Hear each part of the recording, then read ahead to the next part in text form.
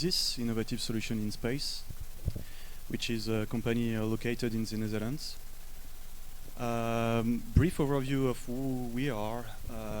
It was founded in 2006, so we are going to celebrate our 10 years in January next year.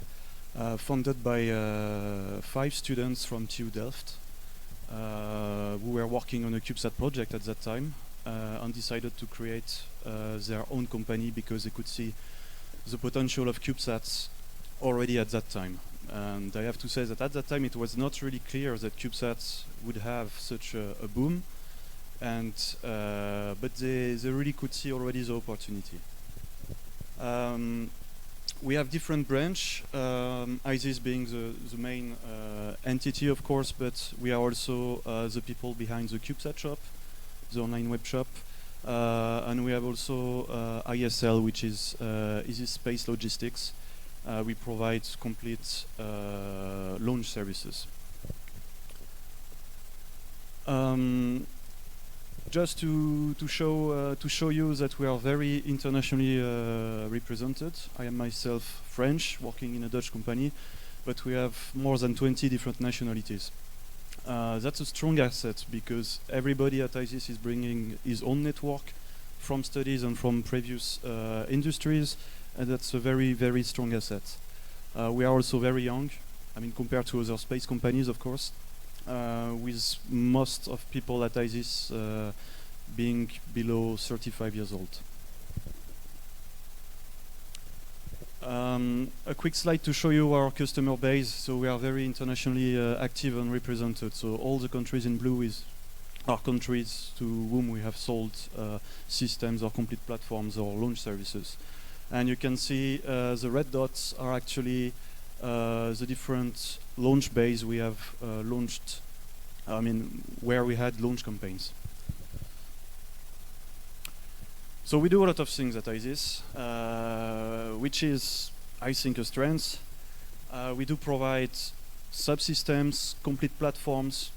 We can follow up with a launch, and we also offer a ground segment. What we are also trying to develop is then the service based on the data. And this is something we are currently working on and that we hope to really be able to offer in the coming years. So CubeSat Shop, indeed, we have more than almost 20 different manufacturers and partners on this website. So indeed, we sell these products, but it's also a very nice database for people who are working on a CubeSat project, just even to look at what is out there. As we say in France, it's not because you look at the menu that you have to order something. So just go there, fish some ideas, and you can, of course, ask us any questions on any subsystems out there. Some slides on what type of platform we do use. So in CubeSats now you can see there is really different classes. So you can have what we call, it's 1 or 2 unit CubeSat platform. So that would be basically very basic telemetry, very basic ADCS, and the point of this kind of CubeSats is if you want to demonstrate a technology very quickly, or to typically for university, for students, if they want to have hands-on training for satellites. So it's still very limited what you can do in terms of science or even commercial activity. Then you have a bit more high-end 3U CubeSats, where it starts to be very interesting. You have more power, you have more space. You can start to really point at a very specific point in space or on Earth. And then you have what we see more and more, it's 6U, 12U class satellites where you have decent space for decent remote sensing payloads. And this is what we think the market is going to. This is probably not very suitable as a first CubeSat project for students specifically, but this is more interesting for commercial companies and industry. At ISIS, we are also offering consultancy and training programs. So just to give you some examples of the training we already performed, we can do hands-on training on site for university where we provide dedicated courses and class and hands-on training on a very basic engineering model. We can also do ground station demonstration on operation and installation first, of course. That's what we are doing currently for the American University of Sharjah in UAE. So we have been there already a couple of times to set up the class and already give some training to the students. And at the end of this program, which is, I think it's September, if everything goes as planned, we are going to launch their first CubeSat. Other type of training we do, it's for industry, like for the Cepheus mission in Spain, where they had quite good competence in satellite manufacturing, but not really in ground station operation, because that was not really what they were used to. But now you can see that with CubeSats, companies try to do everything by themselves because it's cheaper and it's a bit easier than with bigger satellites. Still, some companies don't have this expertise, and that's where we went to Spain to set up the ground station and to help them to operate satellites based on the satellites that we have already in space. We have already 3 at the moment. And then you have the last type of customer we have for training is institutes. You have such people like Paris Observatory in France. They are used to very big payloads on very big satellites or probes, and they are very interested in discovering and understanding what they can do with a CubeSat. And that's something which is currently a bit missing for very big research institutes who develop big payloads which demands a lot of power. They are very interested into CubeSats, but they don't know what to do with it. They don't know what are the interface, what are the requirements, and that's where we are actually trying to help such kind of science institute. A bit more information on our launch services. So we try to offer a full package. So it's not only the launch adapter, but it's everything which revolves around a launch, which means registration, logistics, support also for frequency allocation. That's something we can provide. You can imagine that now on a single launch you can have 50 or 100 CubeSats on one launch. This is really growing, and you can imagine that the launch provider don't want to interface with every single team. That's really not possible, and that's where we come in between. So based on our experience, we can spread all the information to the different teams coming from the launch provider, but we can also gather all the different comments from the team and then discuss it with the launch provider if needed. And that of course allows us to buy space on rockets in bulk that we can retail, so it's then it's much more cost effective as well. This is currently the different size of CubeSats that we support. We are working already on 16 new CubeSats.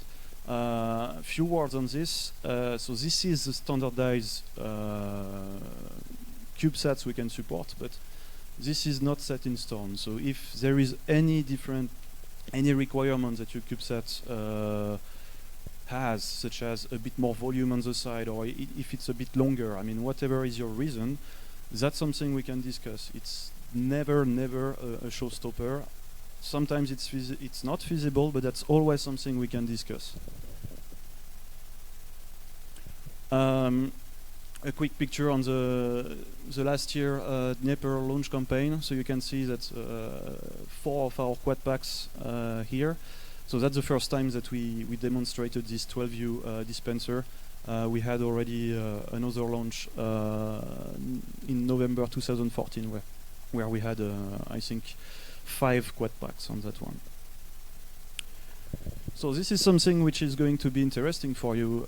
This is our coming launch campaigns. So you can see that we have already 6 manifests completely closed, but we have still a lot of space available for until second half of 2017.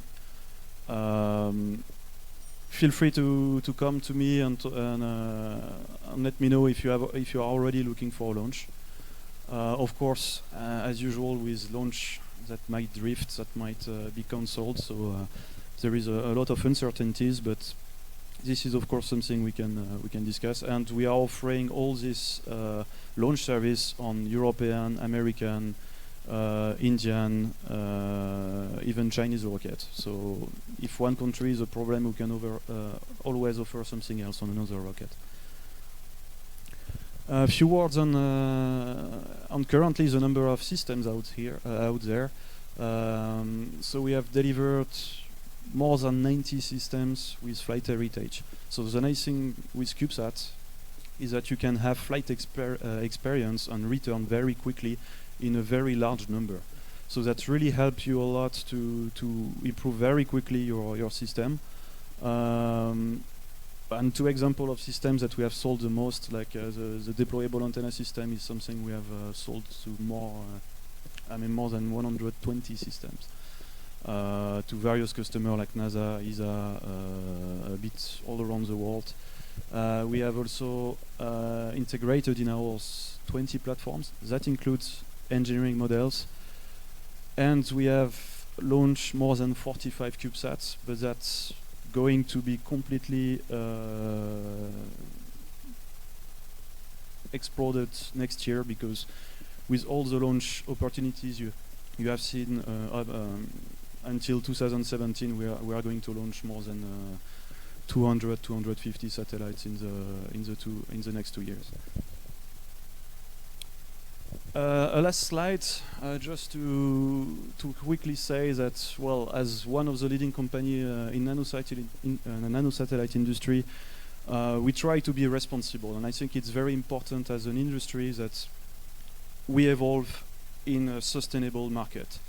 And I have to say that currently there are quite some threats posed on CubeSats regarding frequency allocation, space debris, and all these kind of concerns, which might pose a stop to CubeSats. And of course, we are trying to not have this kind of political situation. So that's why we are involved in different discussion group. For instance, the NETS, Nanosatellite Environment Test Standardization, which is something which is led by QTech, Kyushu Technical University, by Professor Mengucho. So I would say feel free to talk with him if you want to be part of it. We are also pushing for an ITU discussion group, on one hand to have simplified notification and coordination procedure for CubeSats, because it's quite complicated for teams to indeed register and have frequencies with ITU. On the other hand, we are also pushing, together with the Dutch government, to have a dedicated spectrum for CubeSats experiment, which is not an easy task. We are also involved in the space debris mitigation group with the European Space Agency. My colleague, one of my colleagues, is also quite involved with international space law, with the University of Leiden, but also with COPWAS.